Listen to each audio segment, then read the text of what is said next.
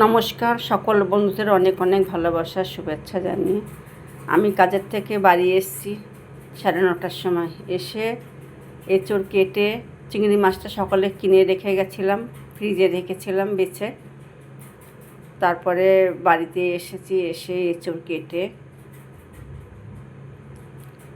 তারপরে রান্না করেছি এঁচোড় চিংড়ি।